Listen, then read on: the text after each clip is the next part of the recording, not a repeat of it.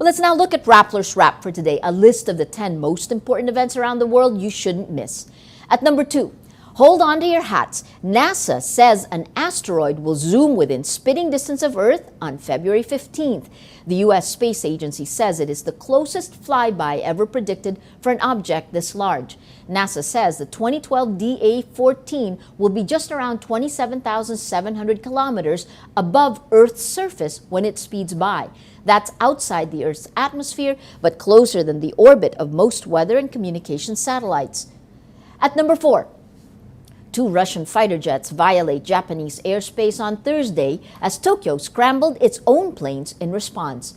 The Russian planes are detected off the coast of Hokkaido Island for just over a minute, shortly after Japan's new prime minister said he wants to find, quote, a mutually acceptable solution to the territorial row between the two countries. Japan's foreign ministry lodges a formal protest over the incursion. At number 7, the New York-based Human Rights Watch says sexually abused children in India are often victims of the police. In its report, the group says the problem is, quote, disturbingly common in Indian schools and homes. Human Rights Watch cites a 2007 study showing 2 out of every 3 children in India are physically abused. The report comes following scandals in India regarding gang rape. And at number 9, U.S. television network CBS warned stars attending the Grammys Music Awards not to reveal too much skin.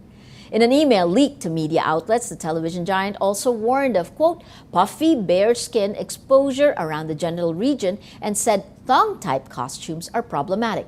Janet Jackson had what the network called a wardrobe malfunction during the halftime show of the 2004 Super Bowl, flashing a nipple during a number with Justin Timberlake. CBS was fined for that, but an appeal court later ruled the network couldn't be held responsible. For the full top 10, visit Rappler.com's The Wrap. Chinese New Year is on February 10th, and business is booming in Manila's Chinatown. ILO looks at Binondo's evolution from a small neighborhood to a commercial district. Johnson Chua is the second-generation owner of 3 Feng Shui stores in Binondo, Manila's Chinatown. Business is doing well in the run-up to Chinese New Year, but Chua, like other business owners in Chinatown, face huge challenges. There are different kinds of factories making some of like a little similarity of their items. So there's just depend on the quality. And there's sometimes that some clients cannot understand. They just only go with the lower price or the higher price. They forget the quality. Eng Bee Tin was the first company to introduce ube-flavored hopia, combining Filipino flavors with Chinese tradition. The business was set up in 1912 as a small hopia stall in Binondo. 4 generations on, and the shop has expanded to all corners of the Philippines and sent its products to across the world. But business wasn't always this good. Only 30 years ago, the company was facing bankruptcy. What brought it through the hard times was a refocus on product and packaging and change in leadership. I think it's because we innovated the regular hopia into something that the people would really like. Hopia before was, more of a crust than the filling, but here at Eng Bee Tin we started to turn that around, and it's now more of the filling than the crust. We have a very thin crust, and people really like the feel and the taste of Eng Bee Tin hopia. Eng Bee Tin, like many Chinese Filipino businesses, started here. Chinatown began as a neighborhood for the Chinese Catholic community in 1594 and soon developed into a booming commercial district.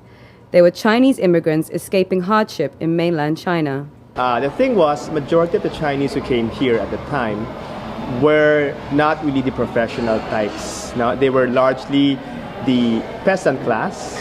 Most of them were probably not that skilled, except for certain things.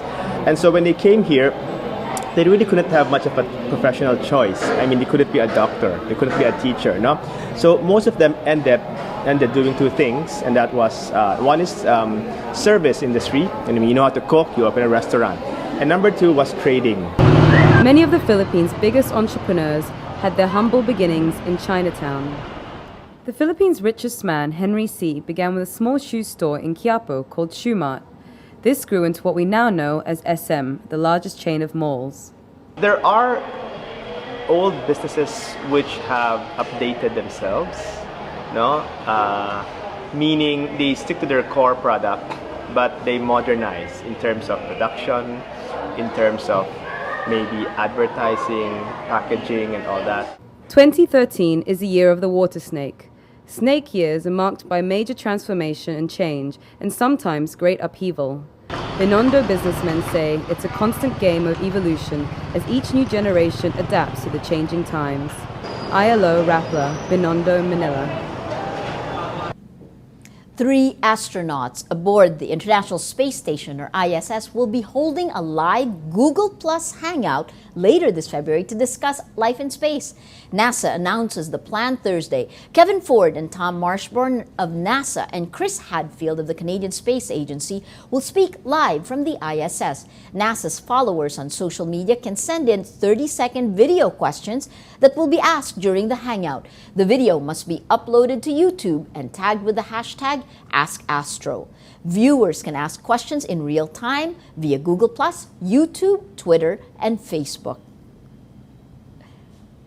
Every story on Rappler has a mood meter which gives you 8 emotions to choose from. Click how you feel and your vote comes down to the mood navigator in the middle of the front page, which crowdsources the mood of the day. It also gives you the top 10 stories that have gotten the most votes on their mood meter. If we take a look today, story from Talk Thursday, hashtag Talk Thursday, the portrait of an oppositionist. This is about Zambales Representative Mitos Magsaysay. We have 2%, 7% inspired, 84% annoyed, 1% sad, 1% angry. Also a story a few days earlier that has gotten the most votes on the mood meter on Representative Magsaysay when she said, "I follow tuwid na daan," 29% angry, 69% annoyed, leading to the mood of the day. Today, most people are annoyed. Well, that's Rappler's newscast for today, Friday, February 8th, 2013. Visit Rappler.com and watch our newscast Monday to Friday. Tell us how you feel on our mood meter and help us crowdsource the mood of the day. I'm Maria Ressa. As we say at Rappler, tomorrow begins today.